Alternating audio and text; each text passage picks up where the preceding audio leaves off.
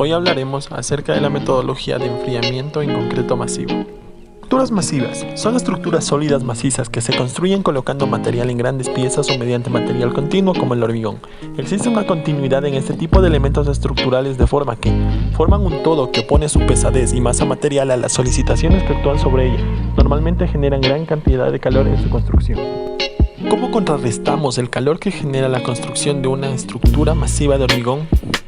El control de temperatura. Tenemos 4 elementos de un efectivo programa de control de temperatura. Algunos todos pueden ser utilizados en un proyecto de hormigón masivo.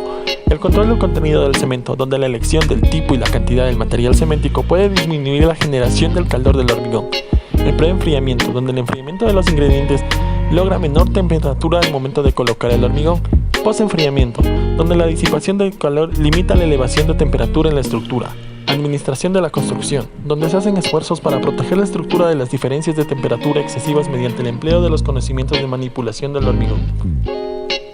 Además contamos con otro procedimiento de cimbras. Con el fin de tener un mejor control de temperatura, el concreto masivo se debe colocar en capas, en lo posible poco profundas, es decir, de 1.5 a 3 metros de espesor. Además de los requerimientos usuales de las cimbras, deben tener anclajes empotrados.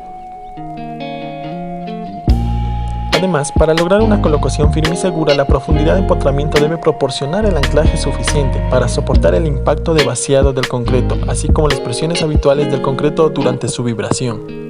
Además mencionaremos los equipos de protección. El concreto masivo cuyos agregados sean de tamaño superior a 1,5 pulgadas y con bajo contenido de cemento puede presentar dificultades en su colocación cuando se utilizan asentamientos bajos, por lo que es necesario un equipo de protección. Además, este equipo debe tener una frecuencia preferiblemente entre 5.500 y 8.500 vibraciones por minuto, y es necesaria la operación de al menos 2 o más vibradores simultáneamente para un mejor resultado. Hablamos también de las prácticas de vibración. Se recomienda que la vibración de concretos masivos se realice mediante capas múltiples de 30 a 50 centímetros de espesor, dependiendo del tamaño de los agregados. Tales capas se pueden compactar bien si hay una cierta penetración del vibrador en capas inferiores.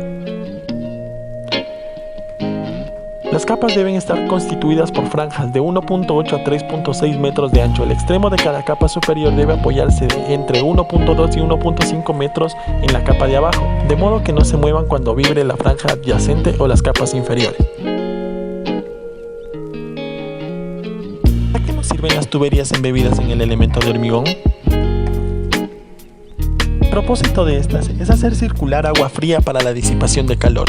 Esto como método de control de la temperatura. El control de temperatura para estructuras pequeñas puede necesitar no más de una medida, como la restricción de fundir elementos de hormigón en horarios con temperatura ambiental baja o por la noche.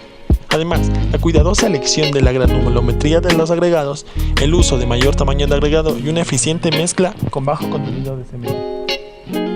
¿Contamos con más maneras de contrarrestar el calor que genera la construcción de elementos masivos? Claro, prácticas comunes en obra.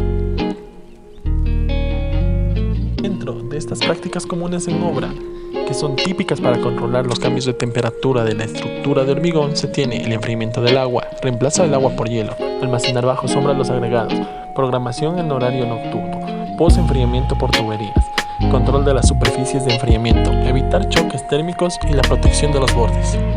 Gracias por vernos, esperamos que te haya gustado este video.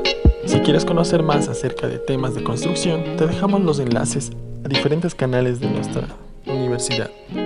Hasta la próxima.